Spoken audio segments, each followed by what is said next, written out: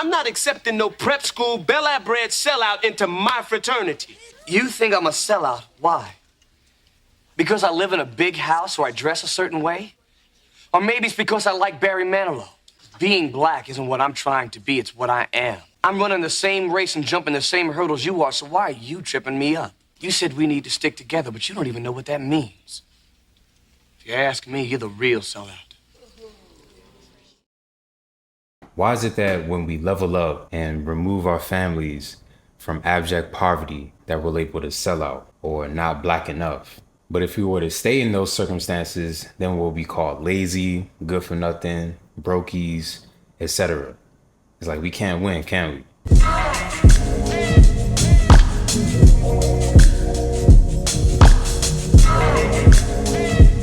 Now, the kind of mindset that the fraternity captain, I don't even know, what do you even call them? But the kind of mindset that the fraternity brother is showing is the kind of mindset that some black people have in the community. That if you like certain things, or if you come from a certain community, or because you didn't grow up in the hood, because you may be into different fashion or different hobbies, because you may walk different, may talk different, that you're not black enough. But really, this type of mindset is limiting, and it places black people in a cookie cutter box that they have to fit into. Whereas us as a people, we're so diverse that goes beyond this cookie cutter form that some black people try to limit ourselves to be. And this kind of mindset just shuns people for not exhibiting the common negative stereotypes associated with our people. And this type of mindset goes all the way back to childhood. I remember being a kid and being into skateboarding and being into anime and things of that nature and being teased for it, or being into different types of music like in rock, etc., just because I don't 100% listen to rap all day. And I'm like, oh, I'm weird, or I'm looked at as different, I'm looked at as a lame. And if y'all remember a while ago, there was this video circulating of Michael B. Jordan, and there's this girl that he went to school with, and now that he's famous and successful, now she's trying to double back and try to be all fake and be all nice to him. But during that time, she had called him lame, this, that, and the other. So that just goes to show that people will hate on you in the beginning, but then when you blow up and then you hot, now they try to double back and be all fake nice in your face. It's so fake, bro. Black people are not a monolith. Why is it that people try to force us to fit this cookie cutter box of what a black person is supposed to be? Whereas us as a people, we're so diverse and we manifest in a lot of different ways and express ourselves in a lot of different ways that may be unconventional, but other people look at it as, oh, that's not, you're weird, you're lame, you're this, you're that. It's regressive. And then there's this term called being an Oreo, whereas of course, black on the outside, white on the inside. And that whole term itself further alienates people who are different than the rest, people who don't necessarily embody those negative stereotypes associated with our culture and not fit in a certain mold. Because forcing every black person to fit that certain mold will further perpetuate the negative stereotypes associated with our community. To grow up in the hood, to grow up with all of these odds stacked against us, and to overcome that, and to become a successful judge like Uncle Phil, move his family to a more stable environment, provide a better life for his family, just to be turned around and shunned by his own people, is nothing short of jealousy. Young Dolph, XXXTentacion, Nipsey Hussle, all of these black artists and many more have been gunned down in their own neighborhoods by other black men, and we supposed to stick together. The spirit of jealousy got people ready to crash out on their brothers because they have succeeded where they themselves have failed. And that is nothing short of the crabs in a bucket mentality as well. People tend to hate on other people just because they may see them doing better than them, or they're envious because they may have certain things that they don't have. But what they fail to realize is that at the end of the day, everybody has to wait their turn. And it's important to applaud people and clap when they're successful, because when it's your time to become successful, you'll want people to clap for you.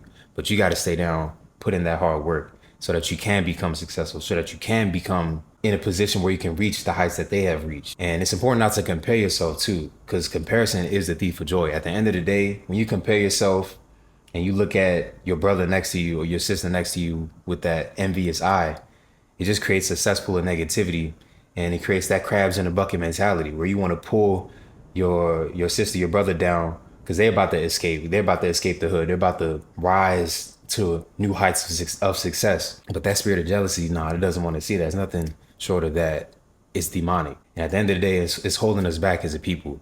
Because you should want to see your brother, your sister becoming successful. But no, it's that mindset that some people have that they want to pull each other down. And it's holding us back. And unfortunately, being distinguished, going against the grain, doing something different, being that black sheep puts a target on your back. The taller blades of grass get cut first. It's lonely at the top. So at this point, why even bother standing out? Is it even worth it if it just marks you as a target? If it alienates you from the rest of your community, is it even worth being yourself at that point? Let me know your thoughts on that.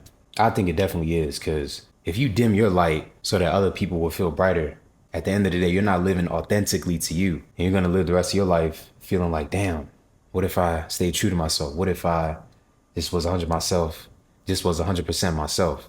What could have been?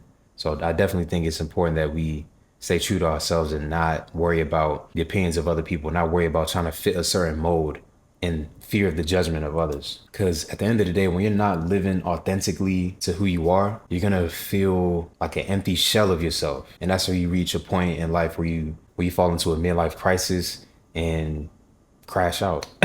So when you wake up one day feeling like, damn, who am I? What have I been doing for the past 10 years, 20 years? Because you blink, next thing you know, 20 years have passed and you haven't been living true to yourself this whole time. And so in order to avoid that, you gotta be 100% unapologetically yourself. If you're into snowboarding, if you're into skateboarding, who cares what people around you say that, oh, that may say that, oh, that's weird, or judge you for liking different hobbies. Forget all that. Like at the end of the day, if it's something that you're truly passionate about, then by all means, go for it. And so when it comes to being perceived as a black sheep or standing out in a crowd, being marked as other, being looked at as different by people in your community, some people tend to code switch. And that's another topic that I made a video on as well. And you can watch that right here. So thank y'all for watching, and I'll see y'all in the next one. I have worked very hard to give my family a good life, and suddenly somebody tells me there's a penalty for success? When are we going to stop doing this to each other?